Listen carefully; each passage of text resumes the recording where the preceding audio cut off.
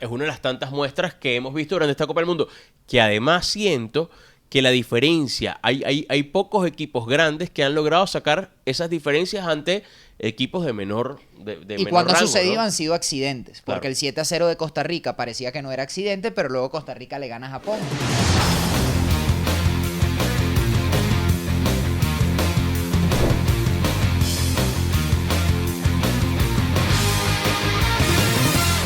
Bienvenidos, esto es Día de Juegos, edición mundial, disfrutando esta Copa del Mundo, Qatar 2022, inevitablemente hay muy buenas propuestas, ha sido, no sé cómo lo has visto, pero hasta cierto punto entretenida.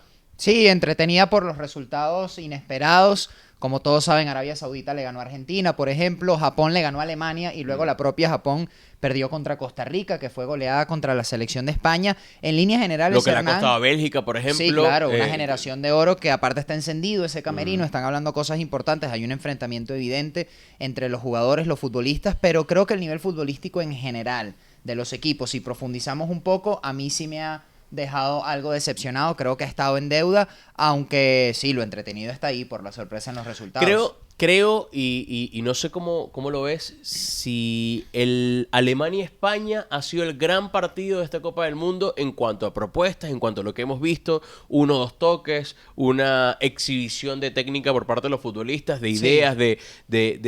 evidentemente yo sentía que veía ese juego y me trasladaba a unos cuartos de final o una semifinal de la Champions. Y hasta Sí, cierto punto digo, bueno, hasta ahora ha sido creo que el partido más vistoso. No as- es donde hay un contragolpe o hay una competencia por los goles, porque fue apenas un 1-1, pero hasta ahora a mí, en cuanto a propuestas y en cuanto a juego, creo que ha sido el más atractivo. lo que pasa es que ya teníamos una expectativa muy creada en torno a ese partido. Desde que se hizo el sorteo del calendario, estaba marcado con un Estaba marcado. asterisco. Se sabía que iba a ser muy probablemente, y hasta ahora, efectivamente, estoy de acuerdo contigo, el duelo más atractivo, más competitivo de la fase de grupos. Pero igual, siento que para el potencial que pudiese tener, no vimos un extraordinario partido de fútbol. Fue entretenido, fue parejo, con nombres propios que son protagonistas en sus clubes, en las grandes ligas de Europa, y eso siempre atrae gente, atrae público. Seguramente en otros episodios vamos a hablar de este aspecto, pero ni siquiera ese partido se llenó el estadio, ¿no? Parte del contexto que explica cómo ha sido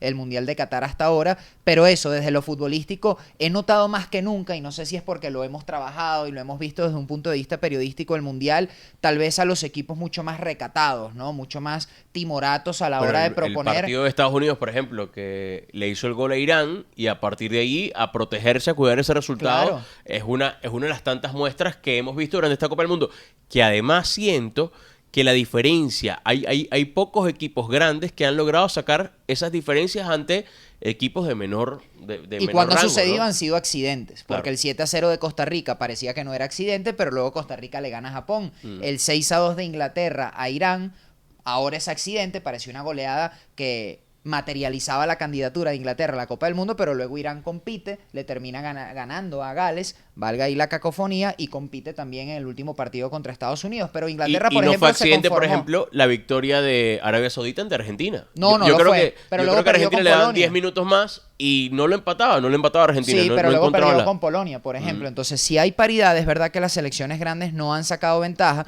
Probablemente, tal vez las más pragmáticas o las más eficientes, Francia y Brasil. Brasil ganó sus 2 partidos, Francia también, sobre todo el segundo contra Dinamarca, que era el que estaba llamado a darle pelea en ese grupo de la campeona defensora. Pero sí, en líneas generales creo que el nivel ha estado allí, parejito. A partir de octavos de final, por supuesto, la dinámica de los partidos cambia, del Mundial cambia, coloquialmente empieza el mata-mata, ¿no? La eliminación directa. Y el margen de error Y ya no hay se tanta disminuye. especulación con los resultados, ya se diluye el análisis con el gol averaje, con los goles a favor o el fair play, todos estos criterios de desempate, ya empieza a ser algo totalmente distinto, pero creo que se va a agudizar entonces el hecho de que los equipos no quieran proponer tanto o arriesgar tanto de mitad de cancha hacia adelante. Sí, hay varios factores también a considerar. Ya hablamos de las propuestas de juego, lo cercano. A mí particularmente me sorprende para bien cómo equipos han logrado... A ver, que tú le hagas un partido como el que le hizo Arabia Saudita a Argentina es muy difícil. Porque es la preparación táctica, las cosas se han equiparado ahora. Hay los las niveles de herramientas concentración. Sí, de concentración. Porque cuando tú juegas un partido de esas características, tú sabes que vas a tener alguna que otra oportunidad. y también el rival va a tener una que otra oportunidad. Lo que te diferencia a ti como equipo no tan grande, no tan poderoso, por ejemplo, te enfrentas a Francia, es que Francia seguramente de las 2 o 3 ocasiones que tiene, al menos una te hace. Por la contundencia. Por la Y la calidad contundencia individual. y la calidad individual que tienen sus equipos. Sí. Entonces, para otros conjuntos, el caso, por ejemplo, de Arabia Saudita, termina siendo muy complejo. Por eso es que los niveles de concentración, los niveles de incluso físicos, de cómo hacer que la agresividad sea bien entendida, no es agredir al rival, No, sino más bien intensidad más, exacto, es el la concepto. intensidad. Sí, pero fíjate que ha evolucionado tanto en ese sentido que Senegal, un equipo africano, y las selecciones africanas tradicionalmente en la Copa del Mundo siempre se ha analizado o argumentado que quedan fuera en el momento en que pueden trascender por ingenuidad, por inexperiencia, por fallas en la concentración. Bueno, Senegal se va arriba contra Ecuador en el último partido de ese grupo A y aguantan hasta el último momento. Una selección africana sin su principal estrella, que eso también pudo haber sido un golpe anímico para ellos, arrancando nada más la Copa del Mundo, y Senegal lo pudo resolver. Es verdad, perdió contra Países Bajos en el primer partido, pero al menos desde mi punto de vista, Senegal controló el juego. Parte de lo que tiene este deporte, que a veces ni es meritocrático, ni se explica desde el dominio, el marcador final. Países Bajos tuvo 2 oportunidades, la contundencia de la que estamos hablando. En este caso, la postal no las deja el equipo de Luis Van Gaal, metió 2 goles hacia el final del encuentro y terminó llevándose los 3 puntos, ¿no? Luego, por supuesto, le gana a Qatar, ya vamos a hablar de Qatar, el anfitrión más débil de la historia, decepcionante por completo, y ese último partido, el trascendental del grupo A contra Ecuador, lo sacan adelante. No, y Ecuador lo pierde por detalles. Te das cuenta que Ecuador compitió y de muy buena manera. Creo que mereció ganar. Pero frente cuando a lo Países tuvo Bajos, que ir a buscar, pero, se sí. evidenciaron sus limitaciones. Sí, ¿no? Y ahí sí te digo que Senegal es una selección con jugadores curtidos en el fútbol europeo. Muchos hacen vida en Francia, en la Premier, En la y Premier, de una u otra sí. manera eso también puede sacar diferencias. Ahora bien, ¿qué equipos te han gustado? O sea, ¿qué equipos, más allá de la contundencia que hablamos, por ejemplo, creo que coincidimos que Brasil y Francia han sido los equipos que han cumplido pragmáticamente, siempre encuentran la solución No, y la capacidad de al adaptarse problema, ¿no? a ciertos escenarios, solo que es imposible decir que nos sorprenda. Son Brasil y Francia, claro. selecciones candidatas ya desde que arrancó el Mundial, incluso desde antes. Por eso Brasil tiene 5 Copas del Mundo, Francia es la vigente campeona, tiene 2 Mundiales, también lo hizo en Francia 98, pero tratando de hablar de los chicos, de los subestimados, de los underdogs, yo creo que Marruecos. A mí me gustó mucho lo de Marruecos por la intensidad, por el planteamiento desde lo físico, como tú decías, volviendo a ese mismo concepto y valga la redundancia, la intensidad entendida sanamente en el contexto futbolístico, sin que implique agresividad, faltas, tarjetas amarillas o cortar el juego de manera excesiva por una incapacidad evidente de proponer. Yo creo que no, que Marruecos ha entendido cuáles son sus capacidades, y ahí tú y yo lo hemos hablado fuera de este ámbito del podcast sobre lo que significa jugar bien, ¿no? Adaptar tu capital humano a una idea de juego y ejecutarla de la mejor manera posible. Claro, en es el cumplir, terreno. es evitar que el rival Correcto. se exprese en su mejor versión y tú sacarle provecho y evidentemente Sí. ganarlo. Sí, ustedes que nos acompañan, asociar, al menos en el fútbol, vistosidad con jugar bien, casi siempre es un error, porque por ahí no pasa el análisis, no pasa la explicación de un partido. Pero hasta ahora, lo que hemos visto en la fase de grupos, y ya se empiezan a definir los octavos de final, sí, me ha gustado mucho Marruecos, también me gustó Senegal. Japón me dio luces y sombras, no me dejó matices. Pude ver el partido contra la selección de Alemania, me pareció espectacular la reacción en el segundo tiempo, sobre todo desde los cambios, eso es virtud del entrenador Tomiyasu. Pero claro, luego uno queda pasmado porque no valida ese resultado y termina perdiendo contra Costa Rica. Sí, ojo, creo que España, a mi modo de ver, ha sido una selección de las que más me gusta. Por la idea de Luis Enrique de jugársela con la suya. Y la juventud de esa plantilla. Sí, o sea, alguien dice, mira, no se llevó a los que están en mejor momento. Y bueno, y puede ser, porque pero muchos argumentalo, de ellos... ¿desde qué punto de vista? No, bueno, muchos de ellos no son titulares o no son figuras en sus equipos, pero de una u otra manera confió Luis Enrique en el trabajo y en el potencial de estos futbolistas, y hoy ya nadie se debate la ausencia de un jugador u otro. Se hablaba mucho de la falta de contundencia. Claro. Contra Costa Rica los equipos tienen que ser así. Sí, no, y o sea, contra tienen Alemania que... empataron, pero generaron juego. Claro, y y fíjate que generaron con lo buenas de Luis oportunidades. Enrique es un gran ejemplo para volver otra vez de manera circular al concepto de jugar bien. Luis Enrique elige a los futbolistas que desde su entendimiento o lo que él quiere que España trate de ejecutar en el terreno de juego, desarrolle, son los mejores intérpretes. Porque si vamos nombre a nombre, según su realidad en clubes, sí pudiese haber una contradicción superficial. Jordi Alba se pide ya que no sea titular en el Barcelona. Retirado por la afición. Busquets igual. Es otro cuestionado. Pedri y Gavi, siempre ama Busquets. Claro, siempre. Pedri y Gavi, cuasi adolescentes todavía, no podemos decir, a pesar de su enorme talento, que están asentados en el fútbol de primer nivel. Les está yendo muy bien, pero no tienen la experiencia. Titulares.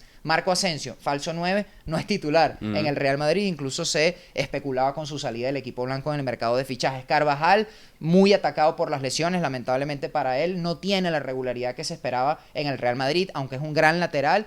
Y vean, está titular en la selección española. Morata, Rodri como ejemplo, central. Claro, Rodri como central, sí. Entonces, tiene muchas cosas y yo creo que aquí el valor es Luis Enrique ha decidido morir con la suya y evidentemente le está dando resultados. Sí, yo creo no que es un tema de necedad propia, sino más bien es la confianza que él tiene en lo que puede desplegar el conjunto español. Bueno, le está dando justamente la posibilidad de estar a las puertas y eso es en lo de ser netamente protagonista. futbolístico, Sí. porque sabemos que Luis Enrique ha sido protagonista de los titulares, de los medios de comunicación, por su perfil justamente mediático ante la prensa. ¿Qué relación tiene el técnico de España con eso? Pero me parece que amerita un capítulo ajeno de Día de Juego, cómo ha manejado comunicacionalmente hablando Luis Enrique su relación del camerino para afuera, ¿no? Tratando de aglomerar, de absorber él toda la presión, toda la tensión. En España pasa algo parecido a Argentina. A veces hay excesiva euforia y a veces hay excesivo pesimismo, me parece.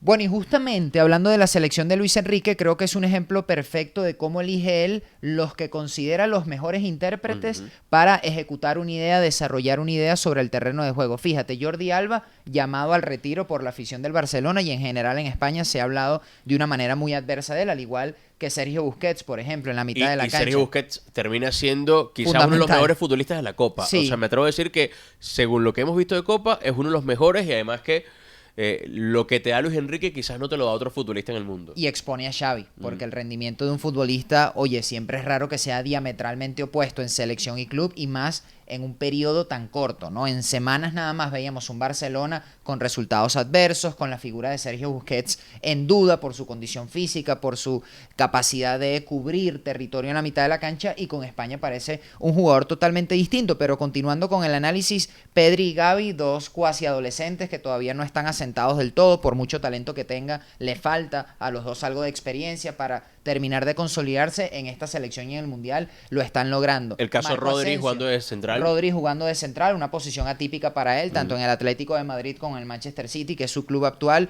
Es volante de primera línea. Tenemos a Carvajal, que las lesiones lo han tratado muy mal en los últimos años. Ahora es lateral derecho de esta selección, actuando con muchísima solvencia por esa banda. Marco Asensio no es titular en el Real Madrid. Incluso se habló en el mercado de fichajes de verano de su salida del equipo blanco para que hiciera caja. Aquí juega de falso 9. Ferran Torres en el Barcelona no tiene su puesto garantizado con Dembélé y Rafinha. Podemos hablar de Dani Olmo, que sí es un futbolista con continuidad, pero que tampoco a mí me encanta Dani Olmo. Sí, pero no está en un ¿Qué equipo capacidad élite. tiene? Sí. Si los comparas con la generación de Sudáfrica 2010, Dani Olmo no está en un equipo representativo de España en ese sentido. Tú das un punto clave.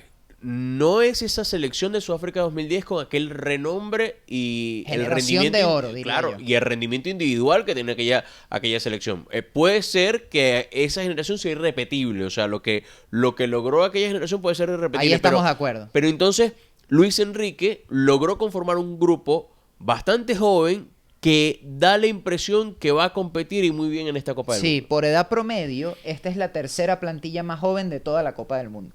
Y parte de la estrategia mediática de Luis Enrique, tan polémica y de tanta notoriedad. Luis Streamer, claro. Sí, señor. Bueno, pareciéndose a nosotros, tratando de tener un contacto más directo con la gente. Para la prensa española fue considerado esto como una especie de falta de respeto, de que se diluía el rol, la profesión del periodismo, pero él ha tratado de aglomerar, de absorber, de atraer como un pararrayos toda la atención, toda la presión en torno a esta selección por la juventud, por la inexperiencia, por las dudas ante hipotéticos resultados negativos que pudiesen llegar, y porque, y volvemos a Sudáfrica 2010, creo que en España tienen todavía muy fresco en la retina lo que una generación probablemente irrepetible, porque estoy de acuerdo, logró. Fueron campeones del mundo con futbolistas de absoluto nivel élite. Y es normal que en una selección de un país haya procesos de rejuvenecimiento, de recambio generacional, en donde el nivel no sea el mismo. Vas a competir, puedes ser candidato, pero no como en España. Bueno, si te das cuenta, las selecciones de Sudamérica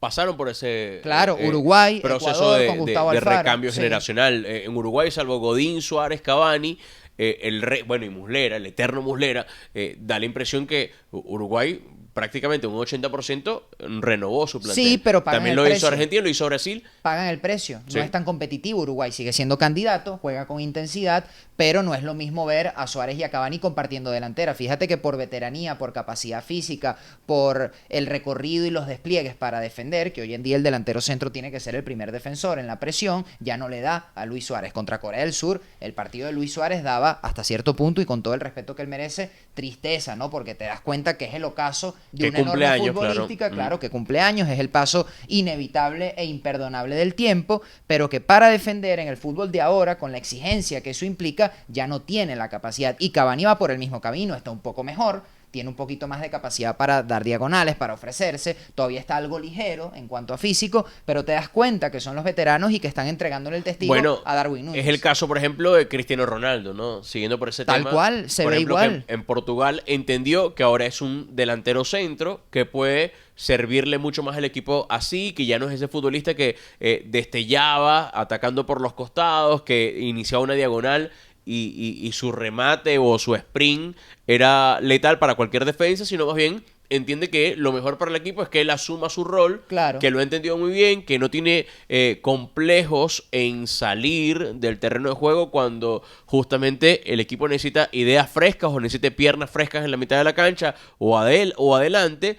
Y creo que hasta cierto punto eso también transmite mucho a la nueva generación. Sí, claro, yo creo que Cristiano Ronaldo ha sobrevivido en la élite porque ha tenido la capacidad de adaptación, primero de extremo a delantero centro con movilidad, pero ahora se está convirtiendo en un referente de área prácticamente estático. Y Cristiano Ronaldo lo sabe, y no solo lo sabe, se le nota, ya no tiene la misma capacidad de desborde. Cuando uno lo ve tratar de driblar en el mano a mano, se convierte en un futbolista predecible. Y oye, no deja de darte cierta grima, si se quiere, o cierta tristeza, empatía, porque es un astro, probablemente de los mejores 5 jugadores del mundo, y ya haremos un día de juego hablando de eso también, pero ya no es lo mismo. Y Cristiano Ronaldo deberá, y será tarea personal de él, asumirlo con humildad, que ahí está lo difícil. Pero por algo, Hernán, no sé si lo ves igual, en todos estos rumores de fichajes le ha costado tanto a Cristiano Ronaldo encontrar equipo. Ya para la idea que puede tener cualquier club élite en el fútbol de hoy, un delantero de esas características que te ofrezca unas opciones limitadas, por muy buen rematador que sea, por muy buen olfato goleador, por mucho liderazgo, por mucha experiencia, necesitas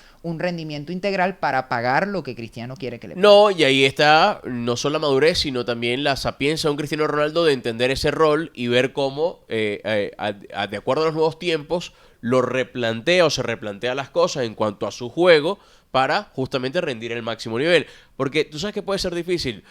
Un futbolista como Cristiano Ronaldo, con todo lo que ha logrado, que lo tengas siempre de suplente, puede ser incluso una bomba de tiempo. Y parte de eso lo vimos Algunos ya lo con el digieren Manchester mejor United, que ¿no? otros, sí. Con el Manchester United, que entienden que ya su rol no es protagónico, sino más bien secundario, termina siendo un gran símbolo de madurez. Y necesitas a alguien así para que el vestuario, el camerino, fluya de la mejor manera. Pero ha costado que Cristiano lo entienda. Le ha costado un montón, a cuentagotas, los técnicos que ha tenido en esta etapa final de su carrera. Me imagino que a lo interno lo han conversado, le han dicho que tiene que salir, que tiene que descansar, que es titular, está bien en algunos partidos, pero juega 70 minutos, hay que proteger un resultado, entra alguien fresco adelante justamente para presionar y para tener otro tipo de intensidad. Veremos qué le depara este mundial a la selección de Portugal. Por ahora va bien, le ganó con solvencia a los charrúas, a Uruguay, con 2 goles de Bruno Fernández. Que si me preguntas, siento que Uruguay no lo planteó de la mejor manera. No, y no me gusta. Alonso, no me gusta Uruguay en este mundial. Según los recursos que tiene, te da la impresión que puede hacer más. Y los futbolistas declararon muy entre líneas en contra del planteamiento. Bueno, vi según lo que de tú José comentas. María Jiménez, Sí. lo del propio Edinson Cavani, Y, Cavani. Que prácticamente, descargaban la responsabilidad en el planteamiento Sí. de Alonso, ¿no? Citándolos rapidito, decían, no salimos a ganar el partido, habrá que preguntarle al entrenador por qué no jugamos bien. Eso no es normal, no es común que un futbolista, así sea en caliente y en la entrevista postpartido, declare eso. Nosotros tenemos que ir cerrando este día de juego. Gracias a todos por acompañarnos. Hernán Rodríguez, Antonio Avellas, y atentos porque seguimos debatiendo, conversando de lo que nos deja la Copa del Mundo, Qatar 2022. Suscríbanse. Chao.